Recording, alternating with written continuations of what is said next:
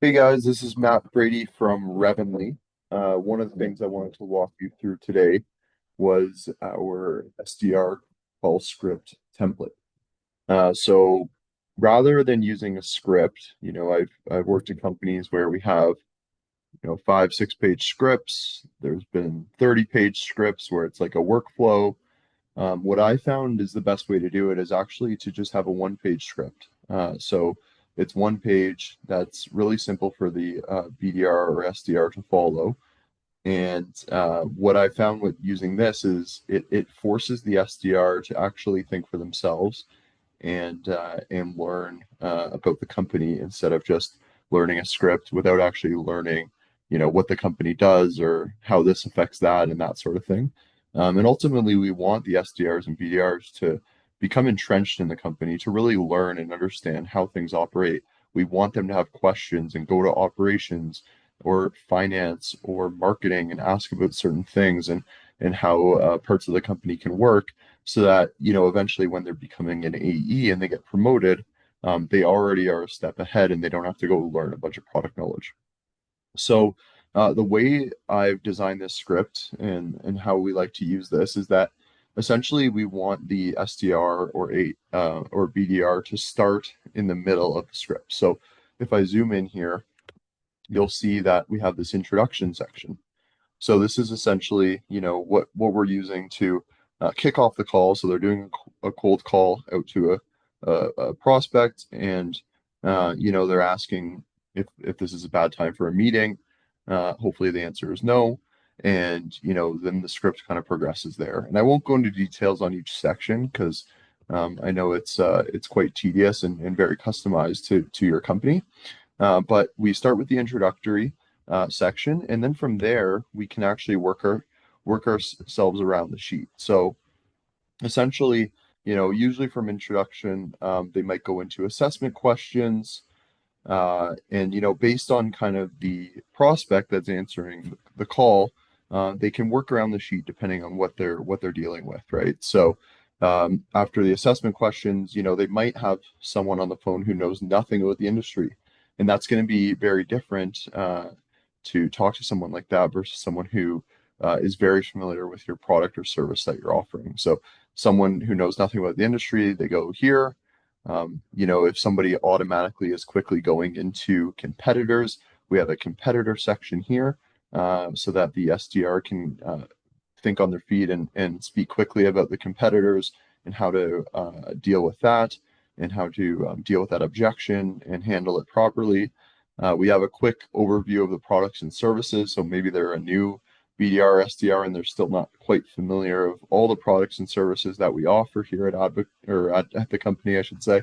And so they can quickly jump over there. And then we have some testimonials, so social proof. So if they want to go into some name drops of companies that you're working with or a testimonial from some of your clients, they can certainly go into detail there. And then obviously the biggest section on the sheet is objection handling because that's the toughest thing that SDRs and BDRs deal with when they're speaking to a cold prospect.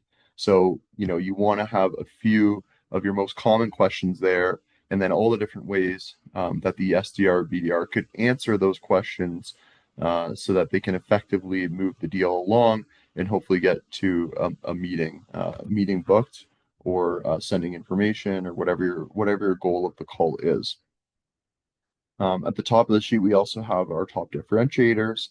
So that's a way that if somebody is asking how are you different than some of the competitors in the space, you can quickly go there.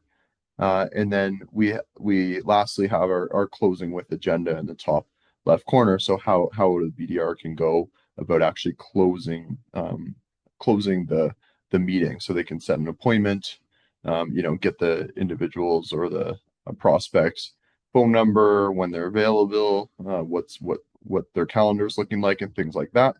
And then the last step I like to go to is a voicemail because obviously as BDRs and SDRs we get a ton of voicemails that we have to leave, right? And it can be tedious and monotonous to kind of go about leaving voicemails, but essentially we have a little outline of the voicemail that you could leave here. And then also for this company, we also put on a voicemail script. So, it just makes it really easy because that's something that you're constantly doing as a BDR and SDR. So you want to definitely inject tone into your voicemails when you're leaving them.